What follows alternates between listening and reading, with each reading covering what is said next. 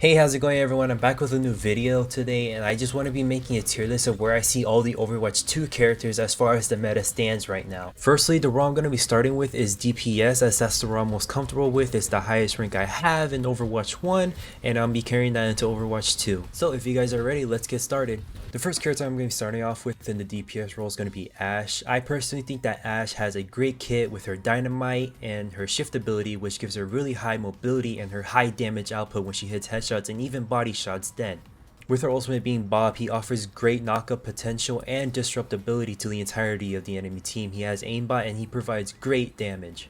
The thing that Ashe struggles with is her high cooldowns when she does have her abilities up. When she doesn't have any of her abilities up, she's very vulnerable, and when that happens, the dive heavy characters like Genji, Tracer, Monkey, Diva can all just jump on her and easily wipe her.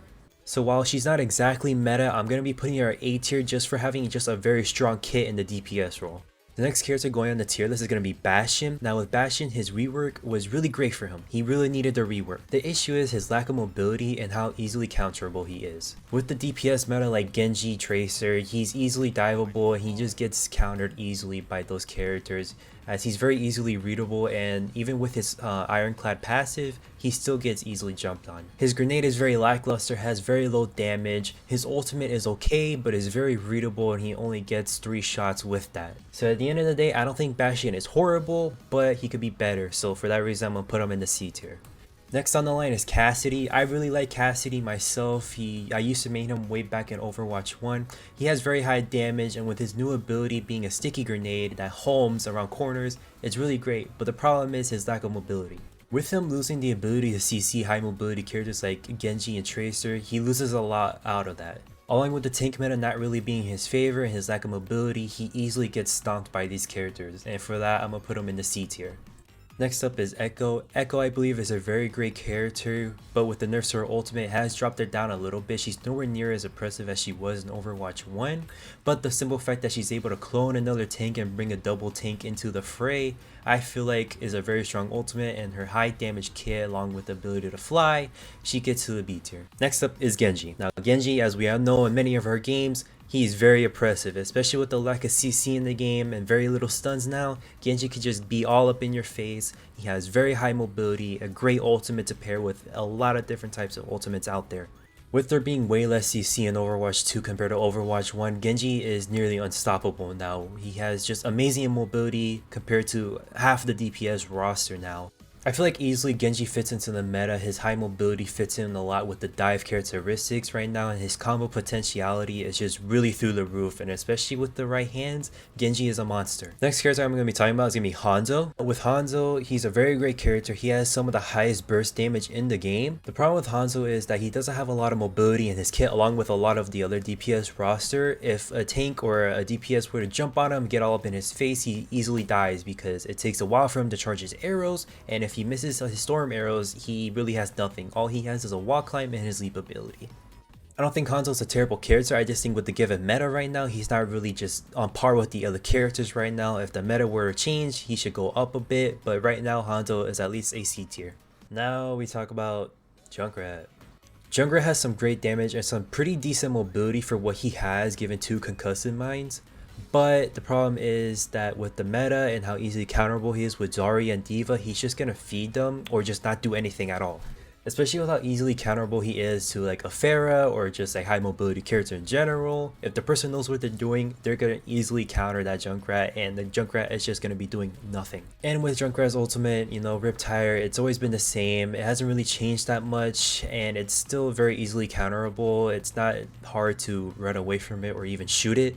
So just because of that reason, he doesn't have a really great kit, at least for this meta right now. I'm gonna put Junkrat at a D tier. Next up, I'm gonna talk about Mei. So with Mei being butchered in Overwatch 2 with the removal of her freeze from her primary gun, she feels a lot weaker in Overwatch 2 compared to Overwatch 1.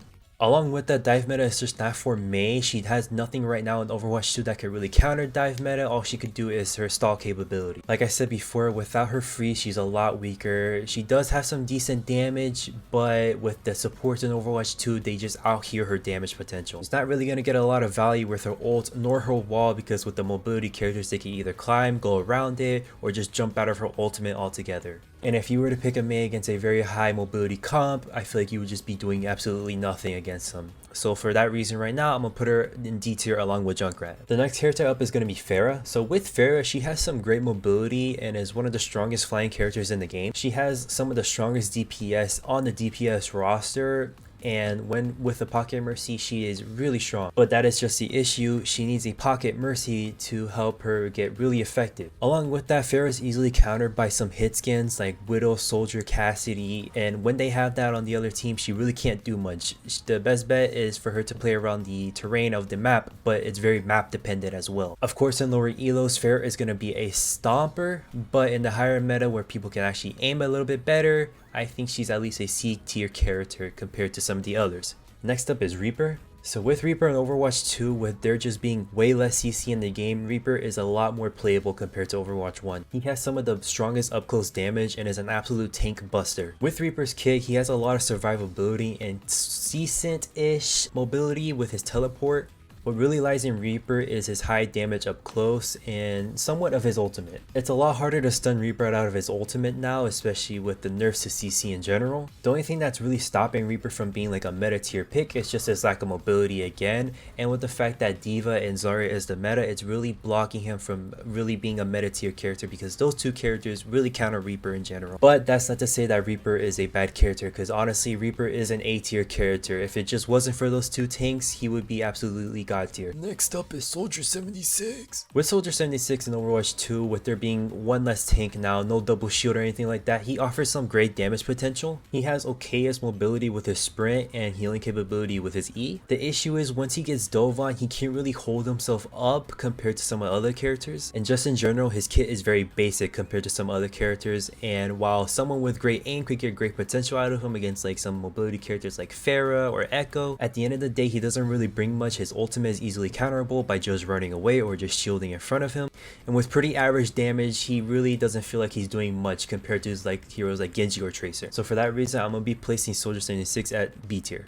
Now with the introduction to Sojourn in Overwatch 2, she is a very high mobility character with some of the strongest DPS I've seen in all of the game. Her shift has some of the strongest mobility in any DPS comparably to Genji or Tracer. Her E ability has very high area deny capability and has some great damage to it as well. Alongside that, her right click is a hit scan as well. It is able to one shot the DPS roster and the support roster when it's a headshot at full charge. And when paired up with an auto nano boost, she could one shot body shot nearly the entire roster. So because of her strong hit and her right click ability being a one shot headshot, I think that she's a meta pick. Now we're talking about Sombra. Sombra in Overwatch 2 is one of the most oppressive DPS characters in the entirety of the game. With Sombra's kit now being able to hack while invisible and it being a lot faster to hack, it is super oppressive. And her hack lasts decently long now too. I believe it's like 1.5 seconds or something like that. Even with that short hack duration, the fact that she gets a damage buff with the hack target, it makes her super strong against any of the characters.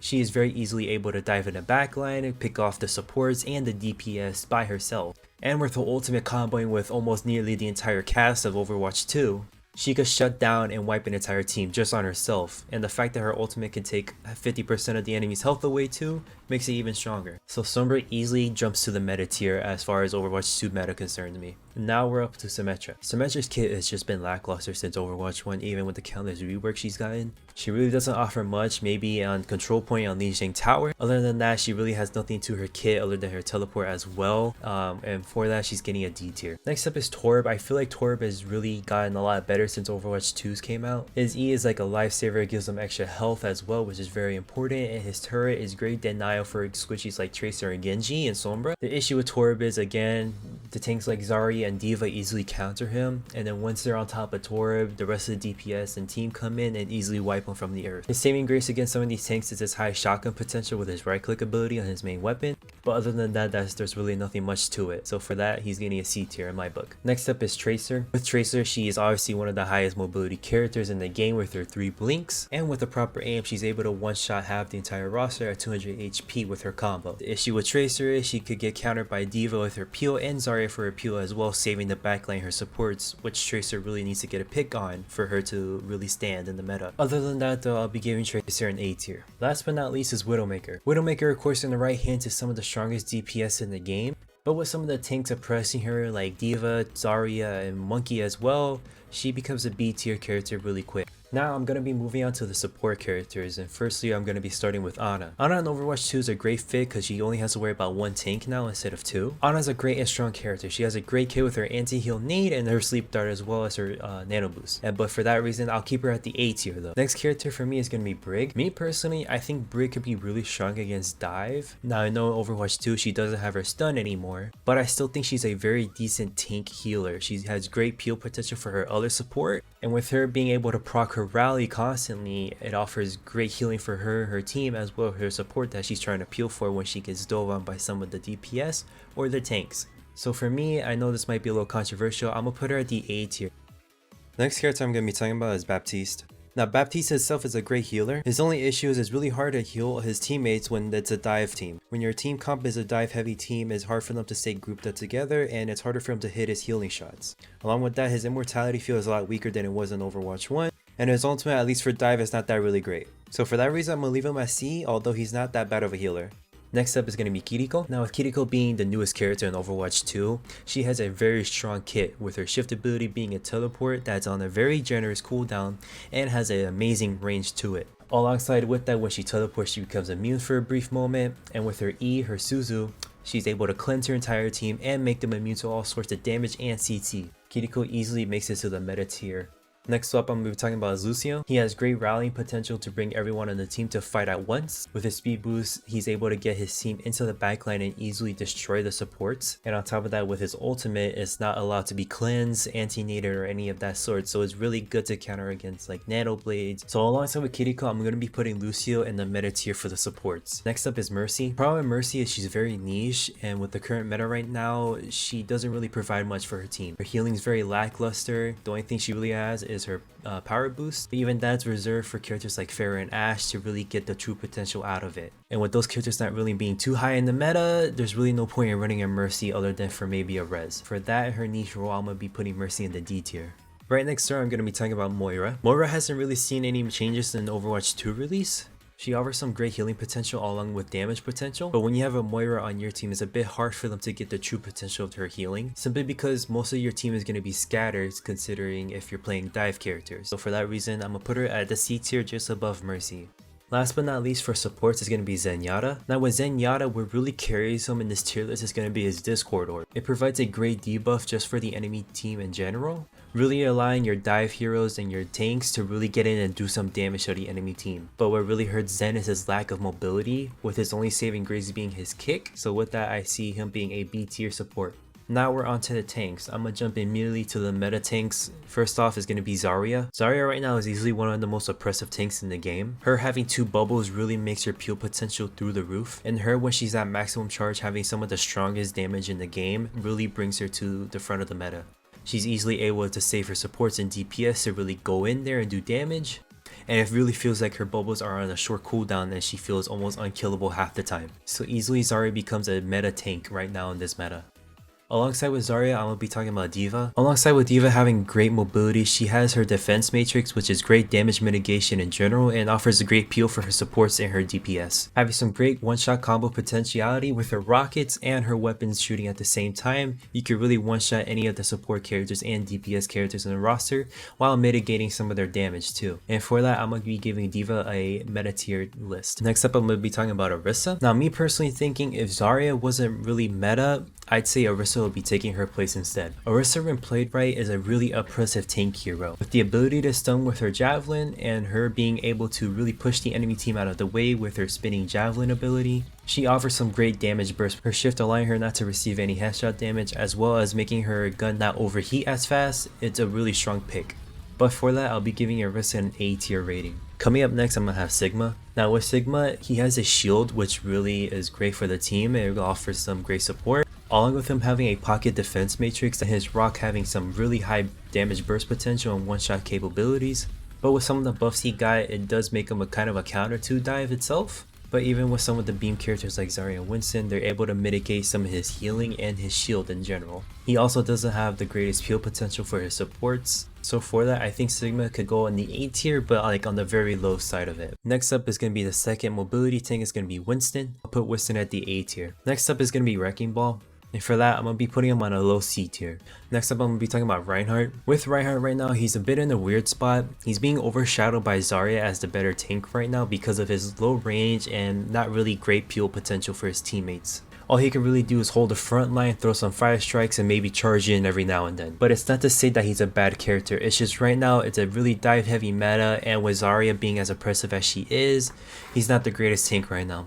So I'll put him in the average tier of a C. Next up, I'm talking about Junker Queen. Junker Queen's in a weird spot now ever since her nerfs from the beta. I still feel like even with the nerf she has some great potential, but just because the fact that she really can't hold herself up right now with her nerf to her shout, her sustain's gotten a lot weaker. But that isn't to say that she can't be meta one day. I still feel like Junker Queen's a C tier character right now though, but I feel like over time she could be stronger of a pick. Moving on to the last two heroes, I'm gonna have Roadhog. Roadhog in my opinion doesn't really provide anything for the team other than just being an old battery for the DPS and the tanks. He doesn't have a shield, all he can do is potentially one-shot a DPS or support character, but that's not to say if a Kiriko doesn't stop him or a Zarya or a D.Va counters him. All he can really do is stand there and absorb damage, and if he absorbs too much damage, he's just dead. And because of that, I don't see Roadhog being a strong pick right now, especially in this meta. I feel like he needs a buff for sure, so I'm gonna have him in the D tier. Last but not least is gonna be Doomfist. Now, it's sad to see Doomfist all the way down here in D tier, I'm just gonna say that, because on the first Overwatch 2 beta, Doomfist was a menace.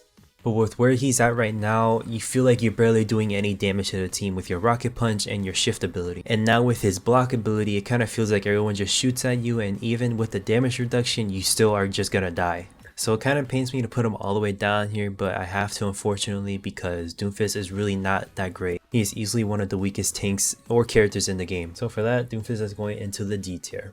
But that's it for today's video. Let me know what you guys think. Do you guys have different opinions on where you put the characters? Let me know down in the comments. And leave back some feedback about this video. I know it's way longer than my average videos, so let me know what you guys think about it. Should I do more of these kinds of videos, or should I go back to the shorter kind of videos? Let me know.